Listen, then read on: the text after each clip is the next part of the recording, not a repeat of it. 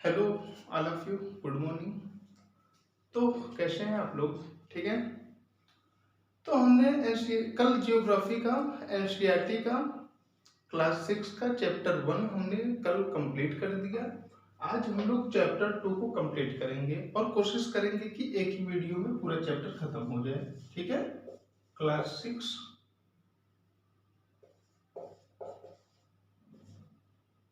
Chapter number 2। ठीक है। ये चैप्टर है अक्षांश देशांतर ग्लोब। ठीक है। ग्लोब अक्षांश एवं देशांतर। ग्लोब अक्षांश को लैटिट्यूड बोलते हैं, देशांतर को लॉन्गिट्यूड बोलते हैं। तो सबसे पहले हम देखते हैं कि ग्लोब है क्या। ठीक है। ग्लोब क्या है? ग्लोब पृथ्वी के आकृति के जैसा एक गोला है। ठीक है। जिसकी आकृति सेम पृथ्वी जैसी होती है। ठीक है ना। जैसे पृथ्वी की आकृति होती है उसको वर्चुअल में दिखाने के लिए उसको एक गोले पर इसका प्रतिरूप है। किसी मान लो कोई गोला है उस पर पृथ्वी का प्रतिरूप अगर छाप दिया जाए तो वो ग्लोब बन जाता है। ठीक है। आपको समझ में आया? अब देखो ये ग्लोब क्या है। ये छोटा भी हो सकता है, बहुत बड़ा भी हो सकता है। ठीक है। ऐसा भी हो सकता है जिसको आप जेब में लेकर चल सको। ऐसा भी हो सकता है कि इसको एक जगह से दूसरी जगह ले जाना आसान ना हो। ठीक है। तो ग्लोब जो है कई प्रकार के होते हैं। ठीक है। तो अब इस ग्लोब को थोड़ा हम साइड में रखते हैं। ग्लोब पढ़ने से पहले हम अक्षांश रेखाएं देशांतर रेखाएं पढ़ लेते हैं। उसके बाद सारी जब पृथ्वी समझ में आ जाए तो उसके बाद ग्लोब भी हम लोग आसानी से बता समझ लेंगे। समझ के आप लोग खुद ही अपने से समझ लोगे। ठीक है। तो आओ सबसे पहले हम लोग देखते हैं अक्षांश।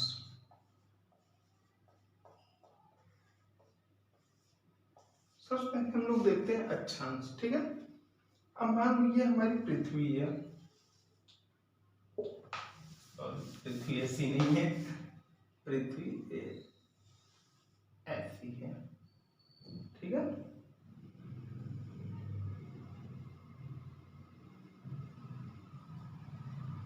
देखो पृथ्वी जो है बीच में, ये बीच है ये बीच है, दोनों साइड थोड़ी उभरी हुई है। ठीक है। पृथ्वी बीच में उभरी हुई है और अपने किनारों की ओर थोड़ा चपटी हुई है। ठीक है।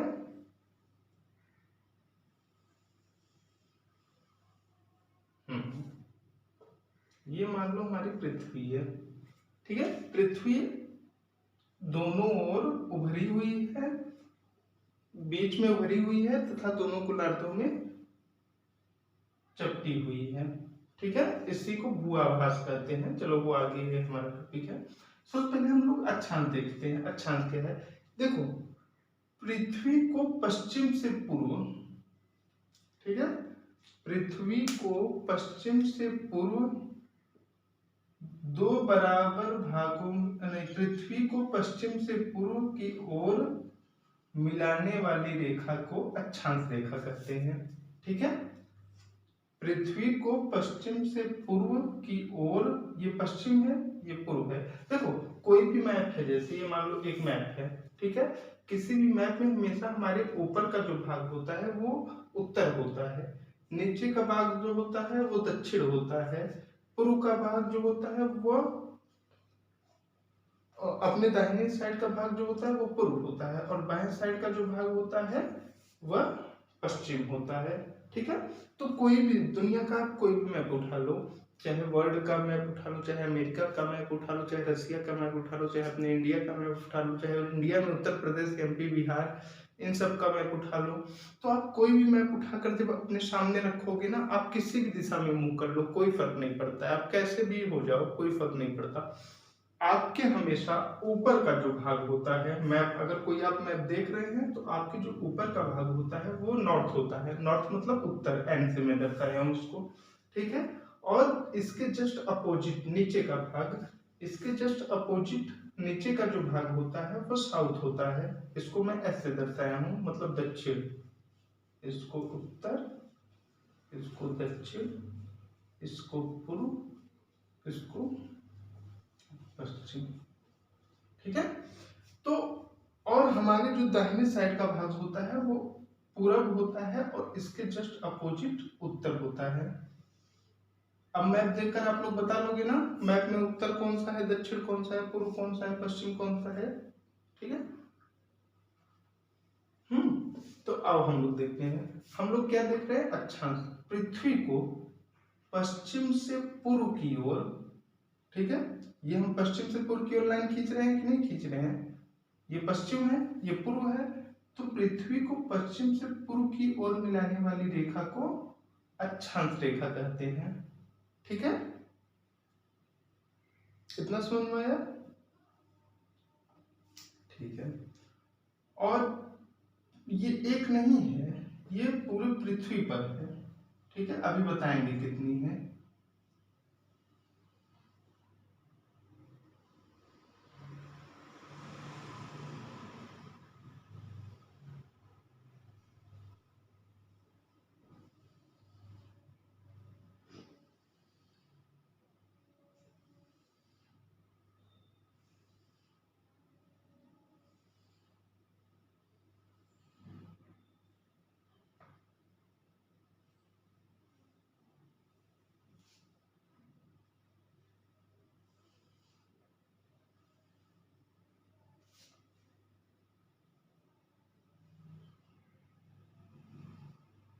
ठीक है, देखो, पृथ्वी को, पृथ्वी पर पश्चिम से पूर्व की ओर खींची जाने वाली रेखा को अक्षांश रेखा कहते हैं।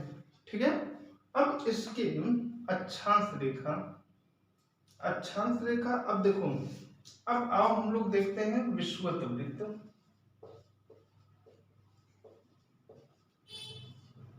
विषुवत वृत्त, ठीक है, अक्षांश रेखाएं समझ में आई कि नहीं। जितनी भी ये रेखाएं हैं सब सारी अक्षांश रेखाएं हैं। पृथ्वी को जो पश्चिम से पूर्व की ओर जो रेखाएं खींची जा रही हैं वो अक्षांश रेखाएं कहलाती हैं। ये क्षैतिज दिशा में खींची जा रही हैं।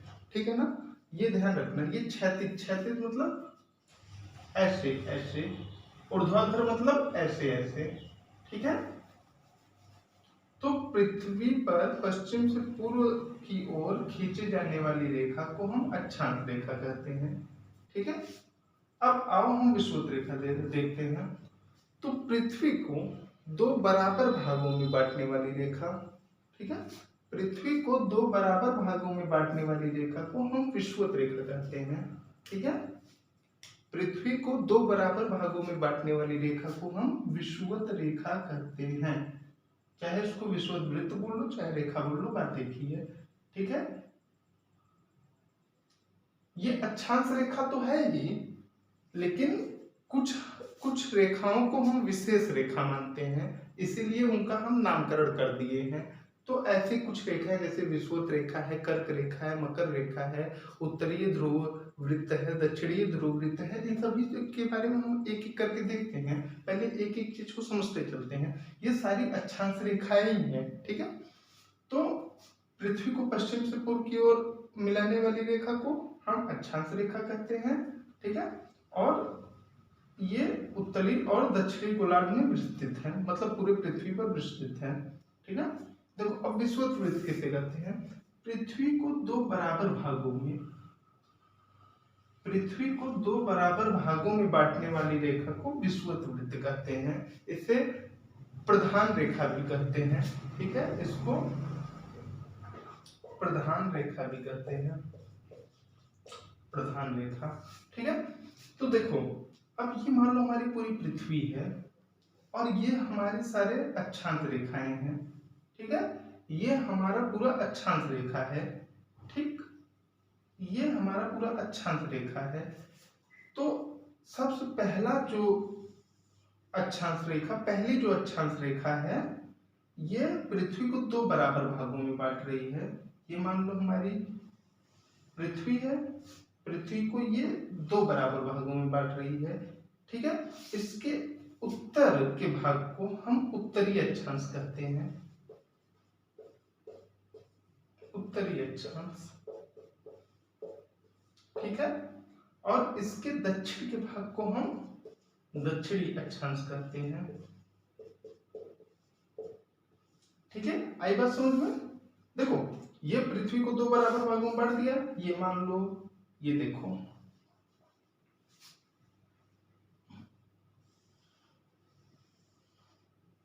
ठीक है। ये विषुवत वृत्त है, ये विषुवत रेखा है, ये विषुवत रेखा पृथ्वी को दो बराबर भागों में बांट रही है। एक उत्तर की तरफ, हमने बताया था ऊपर की तरफ नॉर्थ होता है हमेशा, और नीचे की तरफ साउथ होता है। तो ये दो बराबर भागों में बांट रही है कि नहीं पृथ्वी को, एकदम सेम बर्गर की तरह बर्गर ही तो है, बर्गर की तरह ये दो बराबर भागों में बांट रही है ना, एक नॉर्थ एक साउथ, ठीक है। तो अब हम देखते हैं, तो इसके जो विषुवत वृत्त के जो उत्तर का भाग है इसको हम उत्तरी अक्षांश कहते हैं। देखो विषुवत वृत्त के उत्तर की ओर जितनी रेखाएं हैं इन सभी को हम उत्तरी अक्षांश कहते हैं, ठीक है। और दक्षिण की ओर जो सभी रेखाएं हैं इन सभी को हम क्या कहते हैं, दक्षिणी अक्षांश कहते हैं, ठीक है। ऐसा हम क्यों करते हैं, इसके लिए थोड़ा हमको और आगे चलना पड़ेगा, तो हम अभी चल रहे हैं और आगे, ठीक है। अरे यार डिजिटल कहाँ गया, एक सेकंड।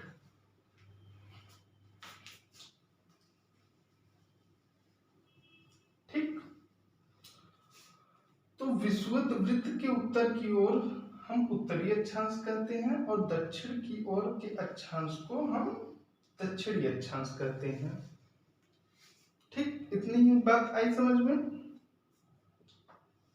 ठीक है। नॉर्थ साउथ, उत्तरी अक्षांश दक्षिणी अक्षांश, ठीक है। आप समझ लो ये हमारा विषुवत वृत्त है। विषुवत वृत्त 0 डिग्री अक्षांश को निरूपित करता है या व्यक्त करता है, ठीक है, बताता है।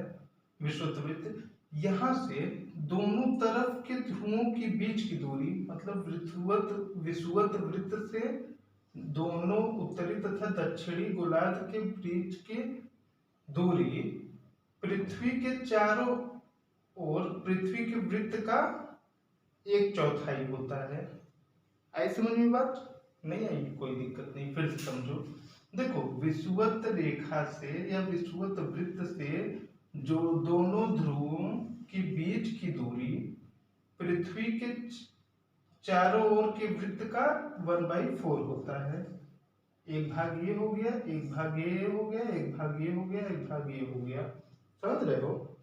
ये मान लो हमारी विषुवत रेखा है, विषुवत रेखा ये हमारी उत्तरी ध्रुव हो गई, ठीक है। ये हमारी उत्तरीय ध्रुव हो गई, ये हमारा दक्षिणी ध्रुव हो गया, दक्षिणी ध्रुव हो गया, ठीक है। तो विषुवत रेखा से ध्रुवों की बीच की दूरी, ठीक है, विषुवत रेखा से ध्रुवों की बीच की दूरी वृत्त के 1/4 होती है। इसका एक भाग ये हो गया, एक भाग ये हो गया, एक भाग ये हो गया, एक भाग ये हो गया, ठीक है। 1/4 होती है। 1/4 मतलब 300, पूरा वृत्त का कितना वो होता है 360, 360 का 1/4 कितना हो गया 90 डिग्री। अतः हम उत्तरी गोलार्ध को 90 डिग्री उत्तर, इसको हम 90 डिग्री दक्षिण से व्यक्त करते हैं। आई बात समझ में? नहीं, फिर से और एक बार देखते हैं, बहुत ध्यान से आप लोग समझिएगा, थोड़ा टफ है मैं जानता हूं, लेकिन आप लोग थोड़ा समझने का प्रयास करिएगा। ये मान लो हमारा विषुवत रेखा है, ठीक है। विषुवत वृत्त जो है 0 डिग्री अक्षांश को निरूपित करता है, ठीक है। तो विषुवत वृत्त से दोनों तरफ, ठीक है, विषुवत वृत्त से दोनों तरफ मतलब उत्तरी ध्रुव और दक्षिणी ध्रुव, इसको हम उत्तरी, ऊपर की साइड को उत्तरी ध्रुव बोलते हैं, ठीक है, और नीचे के भाग को हम दक्षिणी ध्रुव बोलते हैं। सो विषुवत रेखा से दोनों तरफ ध्रुवों की, ठीक है, बीच की दूरी पृथ्वी के संपूर्ण वृत्त की त्रिज्या की दूरी 360 डिग्री होती है। ठीक है, तो इसके एक भाग का कितना होगा, 90 होगा, क्योंकि 1/4 इंटू, अगर 90 इंटू 4 किया जाए तो कितना आएगा, 360 आएगा ना। तो ये 4 भागों में बढ़ गया, उत्तर से दक्षिण। इसका एक भाग, ये देखो, मान लो इसको मिटा दो, इन दोनों को, ये 90 डिग्री हुआ कि नहीं हुआ। यहां से इस एक त्रिज्या की, ये त्रिज्या मान लो है, ठीक है, यहां से यहां इतना 90 डिग्री हुआ ना। ये 90, ये 90, 180, ये 90, ये 90, टोटल मिलाकर 360 डिग्री। ठीक है, तो इसीलिए हम उत्तरी गोलार्ध को, उत्तरी ध्रुव को 90 डिग्री से निरूपित करते हैं, 90 डिग्री नॉर्थ पोल। ठीक है, और दक्षिणी गोलार्ध को हम 90 डिग्री साउथ पोल। ठीक है, देखो त्रिज्या की संपूर्ण कितनी है, 360 है। इसकी गोलाई पूरी अगर देखी जाए किसी भी वृत्त का 360 होता ही है, 360 है, 360 है। तो इसका एक भाग अगर देखो तो कितना होगा, 90 होगा। ठीक है, अगर इसका एक भाग देखो तो 90 होगा, 90 इंटू 4, क्योंकि 1 2 3 4 बराबर 360। ठीक है, 360 डिग्री है तो 90 अंश होगा। ठीक है, तो 90 अंश अगर है तो ये मान लो हमारी विषुवत रेखा है। ठीक है, तो 90 अंश का क्या मतलब है कि एक अंश, अंश मतलब 1 डिग्री। ठीक है, ये यहां पर ऐसे 90 अक्षांश रेखाएं हैं। ठीक है, यहां पर ऐसे 90 अक्षांश रेखाएं हैं। ठीक है ना, मतलब एक एक डिग्री पे एक एक अक्षांश है, ऐसे टोटल पूरे 90 अक्षांश हैं, 90 अक्षांश रेखाएं हैं। और इसी प्रकार ठीक इसके दक्षिण में भी 90 अक्षांश रेखाएं हैं। ठीक है,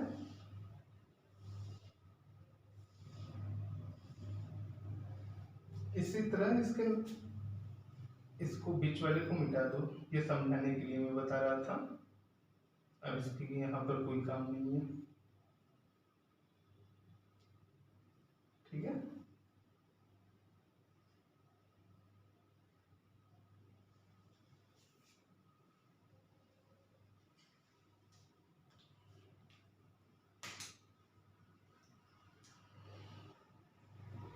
इतनी बात आई समझ में।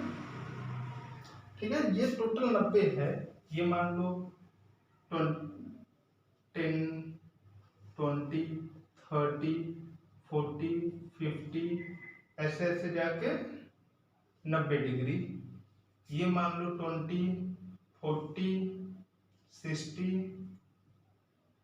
80 90 90 डिग्री।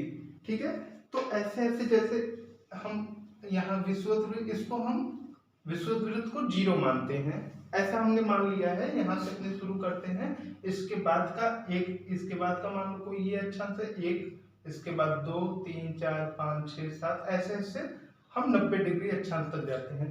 तो अक्षांशों की टोटल संख्या कितनी हो गई, 90 ऊपर 90 नीचे, 90 प्लस 90 इक्वल टू कितना हुआ,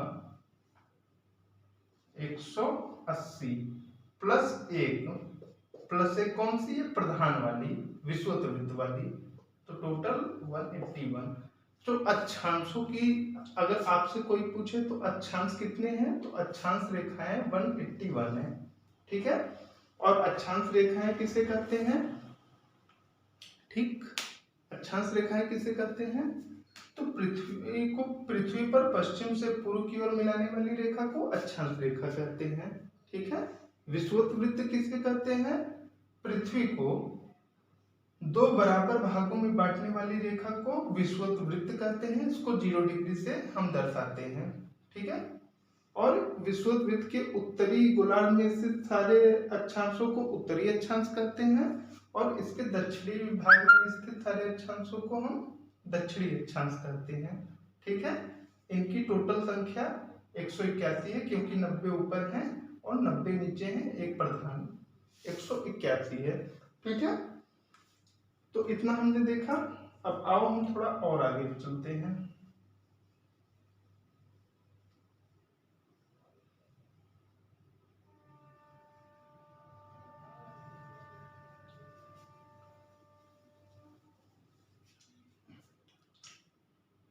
अब देखो ये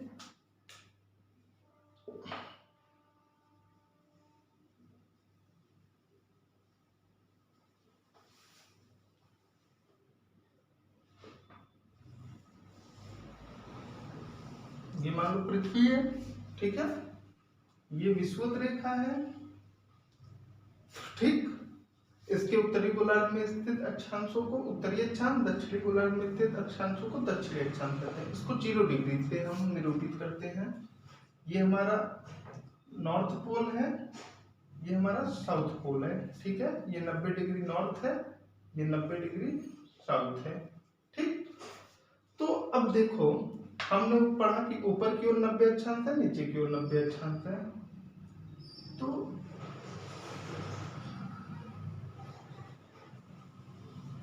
देखो इन सारे अक्षांशों को देखो, अगर जैसे हम यहाँ पर 50 degree, 40 degree, 30 degree, 20 degree, 10 degree अगर ये अक्षांश कर रहे हैं तो हमको ऊपर के ओर अक्षांशों को 10 डिग्री उत्तरी अक्षांश करना है, नीचे के अक्षांशों को 60 डिग्री दक्षिणी अक्षांश करना है।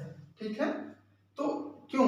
क्योंकि दोनों सेम दूरी पर हैं। मान लो ये पृथ्वी है, ये विषुवत रेखा है, तो एक अक्षांश 1 डिग्री ऐसे गई है, तो यहाँ नीचे से 1 डिग्री ऐसे गई है, ये 1 डिग्री नॉर्थ हो जाएगा। ठीक है, जबकि ये 1 डिग्री साउथ हो जाएगा। ठीक है ना, क्योंकि उत्तर की ओर हमेशा ऊपर की ओर नॉर्थ होता है, नीचे की ओर साउथ होता है, हमने पहले ही पढ़ा था। ठीक,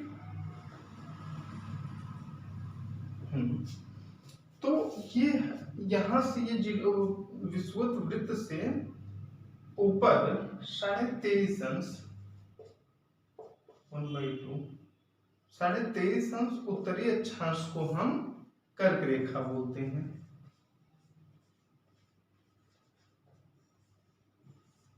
ठीक है, 23.5 अंश उत्तरी अक्षांश को हम कर्क रेखा बोलते हैं। देखो एक अक्षांश है, जैसे मान लो 1 अक्षांश, 2 अक्षांश, 3 अक्षांश, 4 अक्षांश, तो 23.5 जो डिग्री अक्षांश है, 23.5 अंश अक्षांश रेखा को हम कर्क रेखा बोलते हैं, ये उत्तरी। ठीक है, और नीचे की तरफ 23.5 को हम दक्षिणी अक्षांश बोलते हैं, इसको हम मकर रेखा कहेंगे। ठीक है, मकर रेखा, और ये जो बीच वाला है इसे हम विषुवत रेखा। ठीक, तो कर्क रेखा किसे कहते हैं? 23.5 अंश उत्तरी अक्षांश को कर्क रेखा कहते हैं। कुछ नहीं करना, बस उत्तर ही लगा देना है। ठीक है, 23.5 अंश उत्तरी अक्षांश को हम कर्क रेखा कहते हैं और 23.5 अंश दक्षिणी अक्षांश को हम मकर रेखा कहते हैं। विषुवत रेखा क्या है? पृथ्वी को 2 बराबर भागों में बांटने वाली रेखा को विषुवत रेखा कहते हैं। 23.5 अंश उत्तरी अक्षांश को हम कर्क रेखा कहते हैं, 23.5 अंश दक्षिणी अक्षांश को हम मकर रेखा कहते हैं। ठीक है, अब इसके जस्ट ऊपर और आप अगर आप बढ़ेंगे तो ऊपर, ठीक है,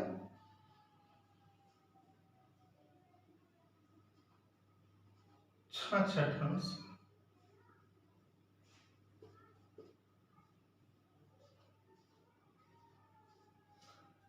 इसको हम उत्तरीय ध्रुव वृत्त बोलते हैं,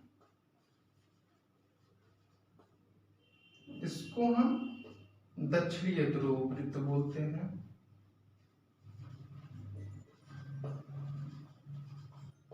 ठीक है,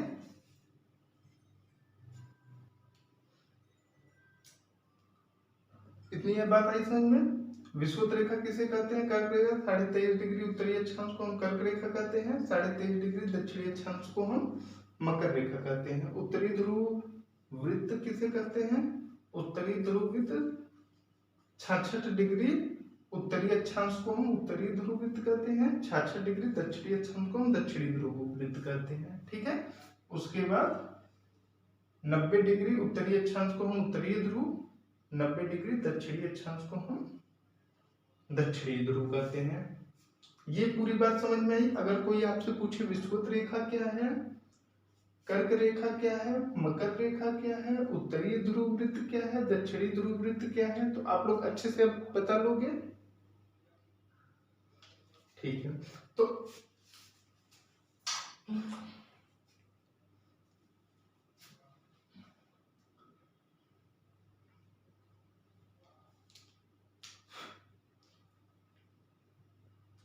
तो आओ एक बार हम फटाक से इसका रिवीजन करते हैं, फिर आगे चलते हैं। ठीक है।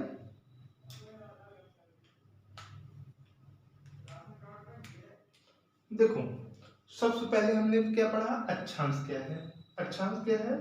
पृथ्वी पर पश्चिम से पूर्व की ओर खींचे जाने वाली रेखा को अक्षांश रेखा कहते हैं। ठीक है। सबसे पहले हमने पढ़ा अक्षांश क्या है। पृथ्वी को पश्चिम से पूर्व की ओर खींचे जाने वाली रेखा को हम अक्षांश रेखा कहते हैं। ठीक है। और फिर उसके बाद हमने विषुवत रेखा पढ़ा। विषुवत रेखा क्या है? पृथ्वी को दो बराबर भागों में बांटने वाली रेखा को हम विषुवत रेखा कहते हैं। ठीक है। पृथ्वी को दो बराबर भागों में बांटने वाली रेखा को हम विषुवत रेखा कहते हैं। ठीक है। उसके बाद फिर हमने क्या पढ़ा? विषुवत रेखा से उत्तर की ओर स्थित सारे अक्षांश रेखाओं को अक्षांश रेखा कहते हैं, और दक्षिण की ओर स्थित सारे अक्षांश रेखाओं को हम दक्षिणी अक्षांश रेखा कहते हैं। विषुवत से उत्तर की ओर जितनी रेखाएं हैं इसको हम उत्तरी अक्षांश कहेंगे, और दक्षिण की ओर जितनी है इसको हम दक्षिणी अक्षांश कहेंगे। ठीक है। उसके बाद क्या हमने पढ़ा कि विषुवत वृत्त से जो है ध्रुवों की बीच की दूरी, ठीक है, पूरे वृत्त का 360 डिग्री होती है, और वृत्त का 1/4 होता है। ठीक है। तो इस प्रकार से उत्तरी तथा दक्षिणी ध्रुव का मान 90 डिग्री होगा, वहां पर हमने पढ़ा। ठीक है। तो इसको पढ़ा। उसके बाद हमने पढ़ा कर्क रेखा। कर्क रेखा क्या है? कर्क रेखा 23.5 अंश उत्तरी अक्षांश को हम कर्क रेखा कहते हैं, 23.5 अंश दक्षिणी अक्षांश को हम मकर रेखा कहते हैं, 90 डिग्री अक्षांश को हम उत्तरी ध्रुव, इसको दक्षिणी ध्रुव। इतना हमने देखा। ठीक है। अब आओ आगे चलते हैं।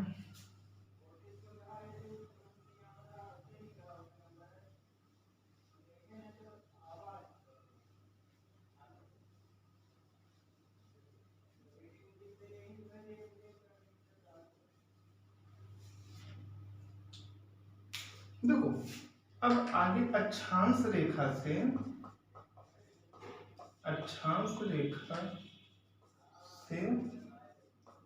स्थान का निर्धारण।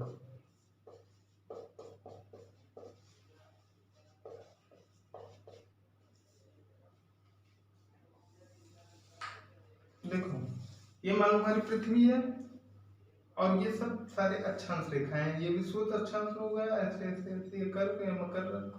ठीक है। तो ऐसा क्यों है? क्यों हम इसके ऊपर के सारे अक्षांशों को नॉर्थ लिख रहे थे, इसके नीचे के सारे अक्षांशों को साउथ लिख रहे थे? ऐसा इसलिए हम कर रहे थे, मान लो कोई भी स्थान है, कोई स्थान 20 डिग्री उत्तरी अक्षांश पे है। ठीक है। कोई भी स्थान 20 डिग्री उत्तरी अक्षांश पे, मान लो ये स्थान ए है। ठीक है। स्थान ए है। इससे हमको कैसे, मतलब देखो, अक्षांशों से हमें स्थान का निर्धारण कैसे करते हैं? मान लो कोई भी अक्षांश ए है, ए कोई एक स्थान है, ए कोई एक स्थान है। ये कितने डिग्री अक्षांश पे है? अगर हमको पता चले 20 डिग्री अक्षांश पे है, तो हम मैप में 20 डिग्री देखते हैं कि 20 डिग्री अक्षांश कहाँ से गया है।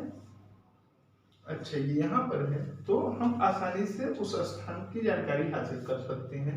ठीक है। अब मान लो कि 20 डिग्री अक्षांश, एक ही अक्षांश पे 20 डिग्री पे ही, यहाँ पर भी 20 डिग्री पे ए है, यहाँ पर 20 डिग्री पे बी है। अब हम कैसे निकालेंगे? अगर अब हमसे कह दिया जाए कि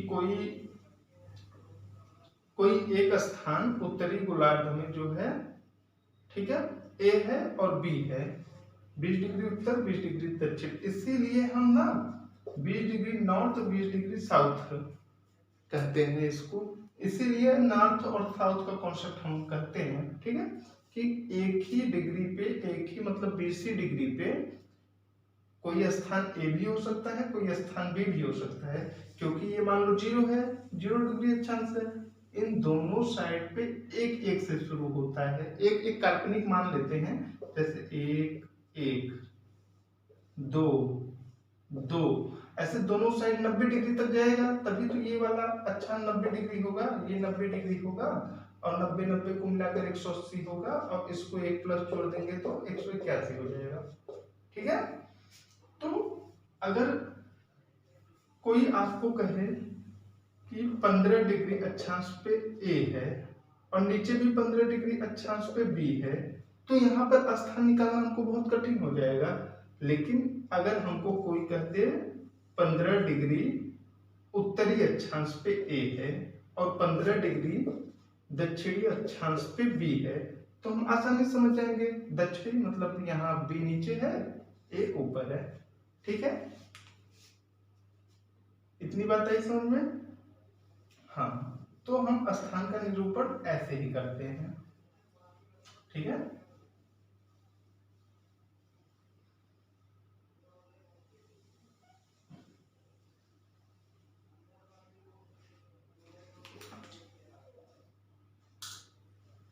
तो अक्षांश हमने समझ लिया। अब हमको अक्षांश के द्वारा ताप कटिबंध भी थोड़ा समझ लेते हैं। ताप कटिबंध क्या है?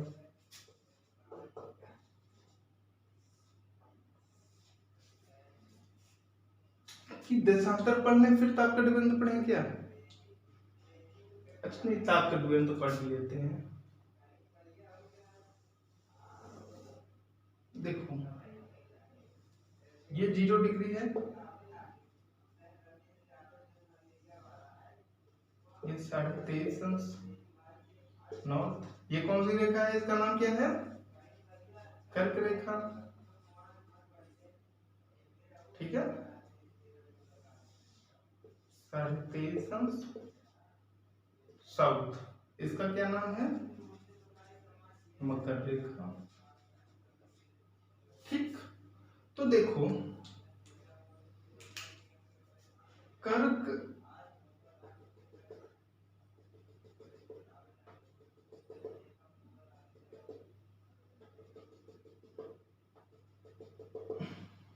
देखो कर्क और मकर रेखा, ये मान लो हमारा सूर्य है,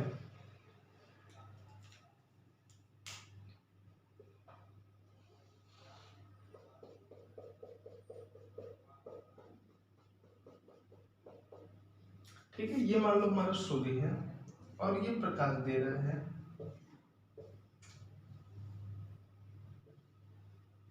ठीक।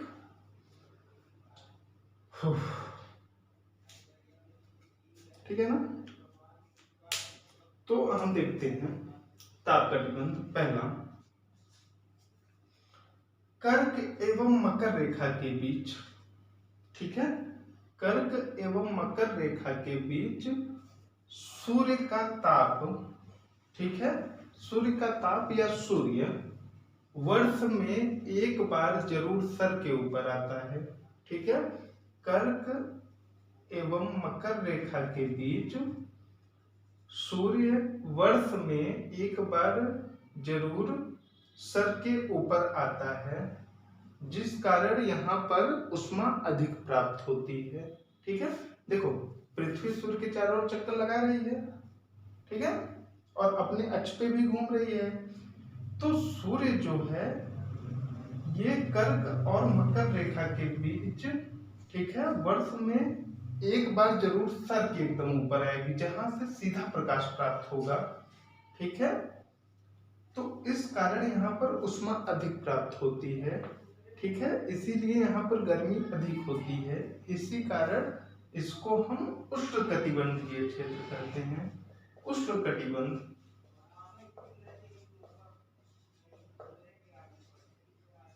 ठीक है, इसीलिए इस क्षेत्र को हम उष्णकटिबंध कहते हैं। यहाँ पर गर्मी अधिक होती है, यहाँ पर सूर्य की ऊष्मा अधिक प्राप्त होती है। ठीक, अब आगे देखते हैं। उष्णकटिबंध आया समझ में। कर्क और मकर रेखा के बीच सूर्य वर्ष में एक बार सर के ऊपर आता है, जिससे यहाँ पर बहुत अधिक मात्रा में सूर्य तप या ऊष्मा प्राप्त होती है, जिससे यहाँ पर बहुत अधिक गर्मी होती है, इसलिए इस कटिबंध को उष्णकटिबंध कहते हैं। ठीक है, यहाँ के क्षेत्र जितने भी होंगे बीच के, ये बहुत ज्यादा गर्मी वाले होंगे, यहाँ पर बहुत अधिक गर्मी होगी, उष्णकटिबंध क्षेत्र कहलाएंगे। ठीक है,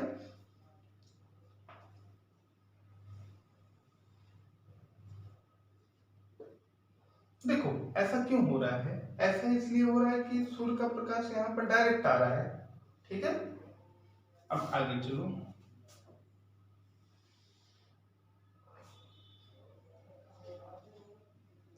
हमेशा देखो हम लोग अगर डिग्री लिखेंगे ना, तो उसके आगे नॉर्थ और साउथ जरूर लिख देंगे। अगर ये नहीं लिखेंगे तो हमारा पूरा क्वेश्चन गलत हो जाएगा।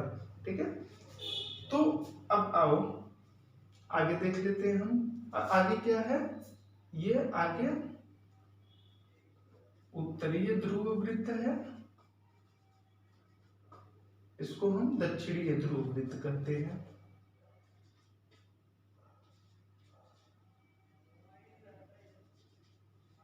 ठीक है, 66.5 डिग्री पे। ठीक है, तो कर्क रेखा से 66.5 डिग्री उत्तर की ओर उत्तरीय ध्रुव वृत्त तक, और मकर रेखा से 66.5 डिग्री दक्षिणीय ध्रुव में दक्षिणीय ध्रुव वृत्त की ओर सूर्य का प्रकाश, ठीक है, सूर्य का प्रकाश कभी भी सिर के ऊपर नहीं होता।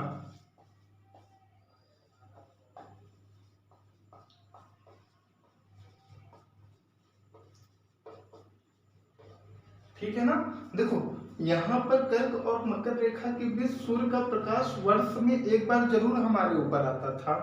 ठीक है, वर्ष में एक बार जरूर हमारे सर के ऊपर आता था, एकदम मतलब हमारे ठीक ऊपर। लेकिन कर्क रेखा से उत्तरी गोलार्ध में उत्तरी ध्रुव वृत्त तक, और मकर रेखा से दक्षिणी गोलार्ध में दक्षिणी ध्रुव वृत्त तक जो है, सूर्य कभी भी सर के ऊपर नहीं आता।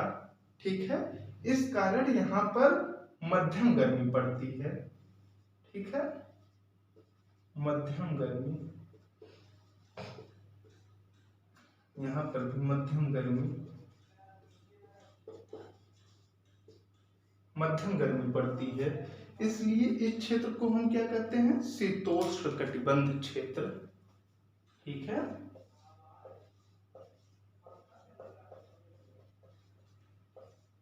शीतोष्ण कटिबंध क्षेत्र। ठीक, इतना है समझ में। अब आगे चलते हैं। अब उत्तरीय ध्रुव वृत्त से लेकर उत्तरीय ध्रुव तक 90 डिग्री नॉर्थ पोल, ठीक है, 90 डिग्री साउथ पोल। पोल मतलब ध्रुव होता है। ठीक है, तो अब यहां से उत्तरीय ध्रुव वृत्त से लेकर के 90 डिग्री उत्तरी ध्रुव को, और दक्षिणीय ध्रुव वृत्त से लेकर के 90 डिग्री दक्षिणीय ध्रुव तक, ठीक है, 90 डिग्री दक्षिणीय ध्रुव तक जो सूर्य बहुत ही क्षितिज हो जाता है। ठीक है, सूर्य इतना क्षितिज हो जाता है कि इसकी रोशनी बराबर पड़ ही नहीं पाती, इसलिए यहाँ पर बहुत अधिक ठंड पड़ती है। जब सूर्य की रोशनी पड़ेगी नहीं तो ऊष्मा ही नहीं प्राप्त होगा, तो बहुत अधिक ठंडी पड़ेगी कि नहीं पड़ेगी, इसीलिए इसे शीत कटिबंध कहते हैं। शीत कटिबंध मतलब बहुत अधिक ठंडी पड़ रही है। ठीक है, आओ अब एक चीज हम देखो समझ लेते हैं, यहाँ पर किनारे थोड़ा सा समझ लेते हैं, ठीक है। ये मान लो हमारा सूर्य है, ठीक है, और ये मान लो हमारी पृथ्वी है। मान लो एक उदाहरण के तौर पे ये मान लो हमारी पृथ्वी है। अब पृथ्वी सूर्य क्या है, अगर सूर्य का प्रकाश यहाँ पर सीधे यहाँ पर पड़ेगा, सूर्य का प्रकाश अगर सीधे यहाँ पर पड़ेगा तो गर्मी बहुत सीधा पड़ रहा है, बहुत ज्यादा गर्मी पड़ेगी। लेकिन जब यही सूर्य का प्रकाश धीरे धीरे जैसे ही ऊपर की ओर बढ़ने लगेगा, धीरे धीरे जैसे ही ऊपर की ओर बढ़ने लगेगा, ठीक है, धीरे धीरे जैसे ही ऊपर की ओर बढ़ने लगेगा, इसकी लंबाई और दूरी बढ़ती जाएगी ना, इसकी लंबाई और दूरी बढ़ती जाएगी कि नहीं बढ़ती जाएगी, ठीक है। तो देखो जहां यहां पर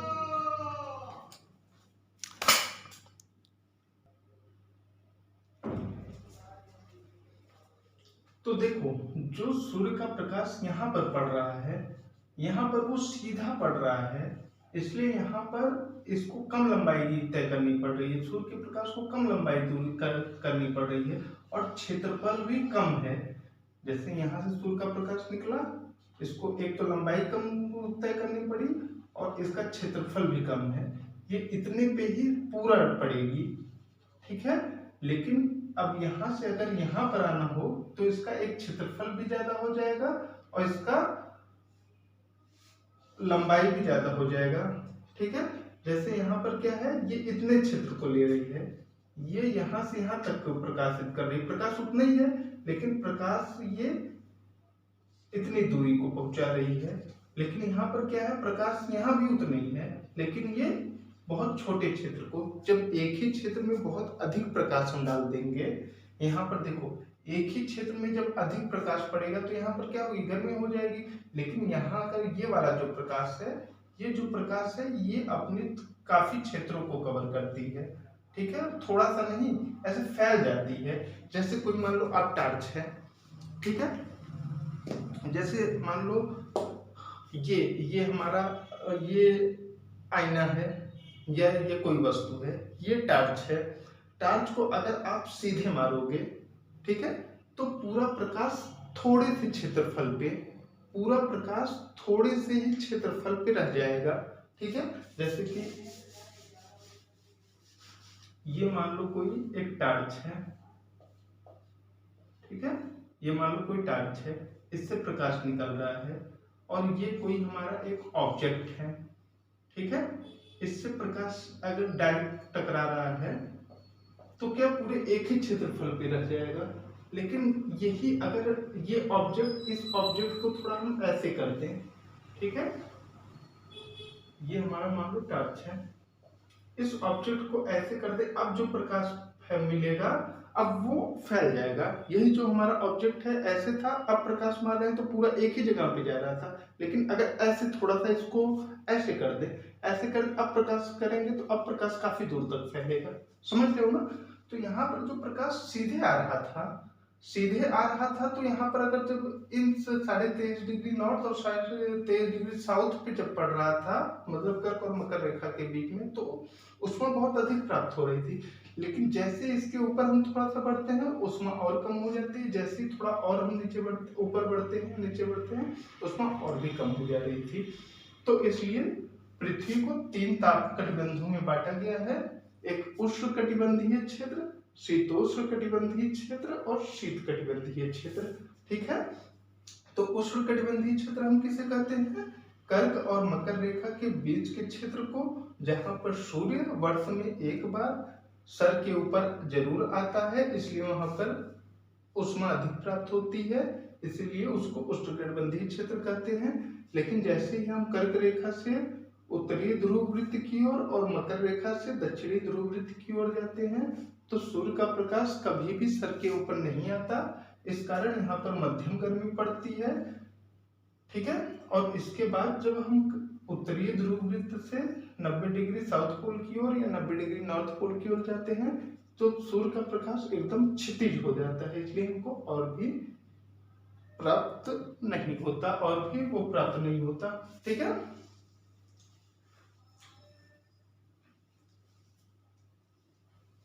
तो आज हमने क्या क्या पढ़ा? आज हमने पढ़ा अक्षांश। ठीक है, अक्षांश में हमने पढ़ा उत्तरीय अक्षांश, दक्षिणी अक्षांश। ठीक है, उत्तरीय अक्षांश, दक्षिणी अक्षांश। उसके बाद कर्क रेखा पढ़ा, मकर रेखा पढ़ा। ठीक है, उत्तरीय ध्रुव वृत्त पढ़ा, दक्षिणीय ध्रुव वृत्त पढ़ा, उसके बाद साउथ पोल पढ़ा, नॉर्थ पोल पढ़ा। ठीक है, उसके बाद ताप कटिबंध पढ़े। ठीक है, अब देखो देशांतर को जो है हम लोग कल पढ़ेंगे, क्योंकि बहुत ज्यादा वीडियो हो जाएगा, आपको भी पढ़ने में मजा नहीं आएगा। ठीक है, तो आज हम अक्षांश से अपने स्थान को निकालना देखे हैं। ठीक है, और कल हम देशांतर से समय निकालना देखेंगे। अभी हम अपना अक्षांश पूरी तरीके से नहीं देखना जाने हैं। अभी जब तक हम देशांतर के बारे में नहीं पढ़ेंगे तब तक हम अपना स्थान नहीं निकाल पाएंगे। ठीक है, तो हमको अपना स्थान और समय का एग्जैक्ट माप लेने के लिए, एग्जैक्ट जानकारी लेने के लिए देशांतर पढ़ना पड़ेगा। और फिर कल अगर हम जब देशांतर पढ़ लेंगे तो हमारा जो हम थोड़ी बहुत टॉपिक, जो थोड़ा बहुत चीजों को मिस कर रहे हैं, वो भी बहुत अच्छे से समझ जाएंगे। ठीक है, तो मैंने आप लोगों को कोशिश की है कि बहुत आसान से आसान शब्दों में बताने का, जिससे भले भी कितना भी टाइम लग जाए लेकिन आपको एक बार में समझ में आ जाए। तो एक बार आप खुद देखिएगा अपने से, अक्षांश रेखा किसे कहते हैं, अक्षांश रेखा के उत्तरी ध्रुव, विषुवत, इन सब चीजों को आप एक बार खुद से देखिएगा और आप पढ़ के कल हम अपनी आगे की वीडियो में देशांतर को पढ़ेंगे। ठीक है, तो चैनल भी सब्सक्राइब कर लेना यार। ठीक है, बाय।